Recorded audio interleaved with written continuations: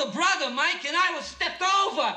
Kenalin, ini Fredo Corleone, anak kedua keluarga Corleone yang gak pernah benar-benar dianggap. Di segmen bedah sinema dari sudut pandang pola asuh kali ini, kita akan lihat dampak fatal dari pilih kasih. Sinema asuh membedah sinema dari pola asuh. Banyak yang bilang kalau Fredo Corleone itu adalah pengkhianat nomor satu di keluarga. Tapi kalian pernah kepikiran gak sih kalau Fredo itu sebenarnya cuma korban dari pola asuh bapaknya sendiri? Fredo itu sebenarnya karakter yang paling hangat di keluarga Corleone. Tapi sayangnya di rumah dia cuma jadi bayangan. Dia memang gak punya otak sejenius Michael atau otot sekuat Sonny. Dia cuma punya ketulusan yang sayangnya gak pernah benar-benar dianggap. Sejak kecil Fredo itu memang beda. Dia pernah sakit pneumonia parah yang bikin nyawanya hampir melayang. Dan gara-gara itu juga Vito jadi terlalu protek dia. Tapi sayangnya protek yang diberikan oleh Vito ini justru gak bikin Fredo berkembang. Apalagi jadi anak yang tangguh. Dia anak kedua tapi selalu dilangkahi. Dibandingkan dengan Sonny kakaknya ataupun Michael adik bungsunya, Fredo itu cuma dikasih tugas-tugas yang remeh-temeh. Bisa dibilang ini bentuk kegagalan dari pola asuh Vito Corleone. Vito terlalu memuja si anak emas, which is Michael dan Sonny tadi, sampai lupa kalau anak yang paling lemah justru yang paling butuh divalidasi. Fredo dibiarkan hidup tapi nggak dikasih kepercayaan yang bisa mengangkat martabatnya. Ini juga yang bikin Fredo jadi punya inferiority complex yang parah. Dia jadi punya jiwa rendah diri. Dampaknya Fredo jadi haus pengakuan di luar rumah, sampai akhirnya dimanfaatkan oleh musuh. Contohnya pas musuh Michael, Johnny Olah, datang dan bilang ke Fredo, "Fredo, kamu itu hebat, kamu pantas dapat lebih." Dengar itu, Fredo langsung luluh. Walaupun sebenarnya dia nggak punya niat jahat untuk ngebunuh Michael, which is adik kandungnya sendiri. Di film diperlihatkan Michael lah orang dibalik kematian Fredo. Michael yang menarik pelatuknya. Tapi jika dilihat dari sudut pandang yang lain, dari kejadian-kejadian yang terakumulasi, Vito lah yang sebenarnya mengisi pelurunya karena udah mengabaikan Fredo bertahun-tahun. Kalau kalian pernah nonton filmnya, bisa dibilang kematian Fredo itu adalah salah satu yang paling tragis. Dia dibunuh di tengah danau pas lagi berdoa supaya bisa dapat ikan yang besar. Adegan itu bisa juga dilihat sebagai simbol kalau Fredo itu selamanya masih anak-anak di dunia orang dewasa yang kejam. Yang bikin makin tragis lagi adalah Fredo justru yang menjadi satu-satunya saudara yang mendukung Michael dari awal. Tapi justru Fredo lah yang dibunuh oleh Michael, adik kandungnya sendiri. Kalau menurutku Michael gak cuma membunuh Fredo secara fisik, tapi Michael juga membunuh satu-satunya nurani yang tersisa dari hidupnya. Satu-satunya orang yang masih memiliki sisi kemanusiaan di keluarganya. Tentunya ini pelajaran buat kita juga kalau setiap anak itu istimewa. Jangan sampai kalian menjadikan anak kalian Fredo di keluarga kalian sendiri.